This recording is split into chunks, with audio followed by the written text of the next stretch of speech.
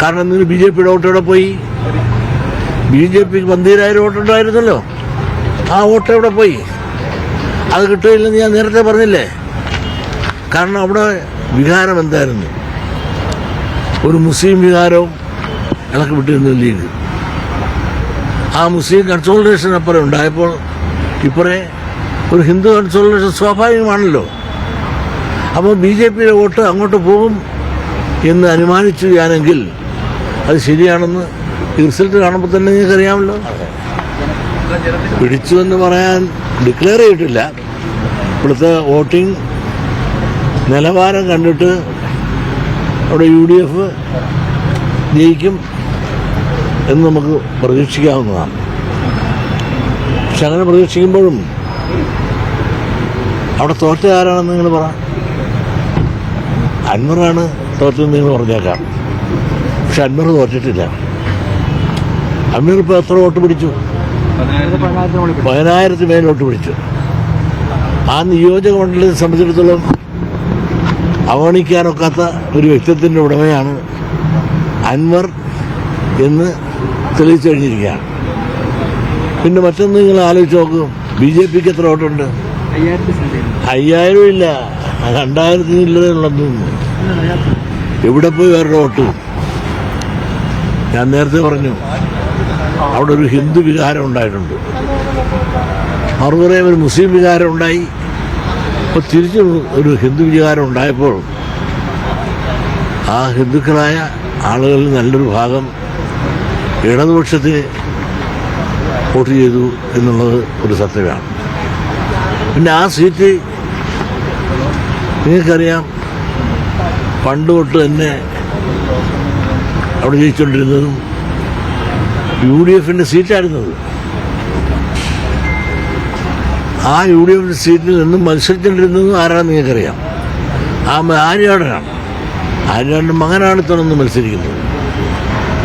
ആര്യാടൻ ഒരു മതേതര ചിന്തയോടുകൂടിയെന്നും എല്ലാവരുടെയും ഹൃദയത്തിൽ സ്വീകരിച്ചുകൊണ്ട് പ്രവർത്തിച്ചുകൊണ്ടിരുന്ന വലിയൊരു രാഷ്ട്രീയ നേതാവായിരുന്നു.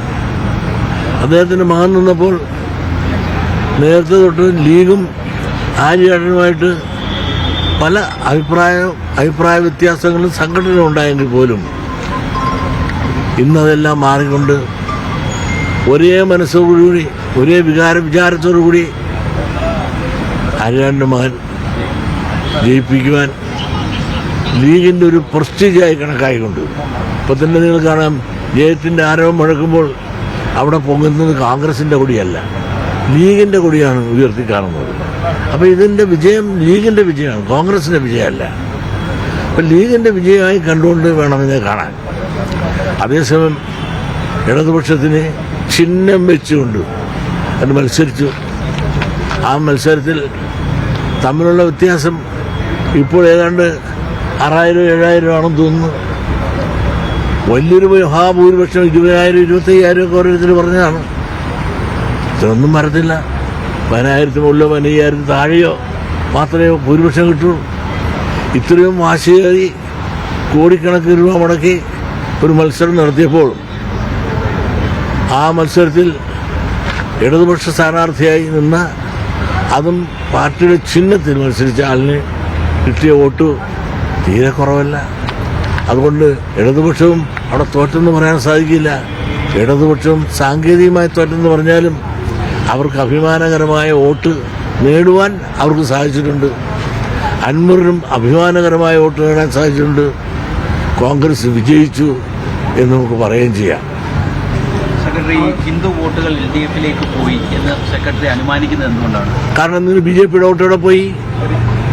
BJPക്ക് 12,000 വോട്ടുണ്ടായിരുന്നല്ലോ, ആ വോട്ട് എവിടെ പോയി? അത് കിട്ടുകയില്ലെന്ന് ഞാൻ നേരത്തെ പറഞ്ഞില്ലേ. കാരണം അവിടെ വികാരം എന്തായിരുന്നു? ഒരു മുസ്ലിം വികാരവും ഇളക്കി വിട്ടിരുന്നു ലീഗ്. ആ മുസ്ലിം കൺസോളിഡേഷൻ അപ്പുറം ഉണ്ടായപ്പോൾ ഇപ്പറേ ഒരു ഹിന്ദു കൺസോളിഡേഷൻ സ്വാഭാവികമാണല്ലോ. അപ്പോൾ BJPയുടെ വോട്ട് അങ്ങോട്ട് പോകും എന്ന് അനുമാനിച്ചു ഞാനെങ്കിൽ അത് ശരിയാണെന്ന് ഈ റിസൾട്ട് കാണുമ്പോൾ തന്നെ നിങ്ങൾക്കറിയാമല്ലോ.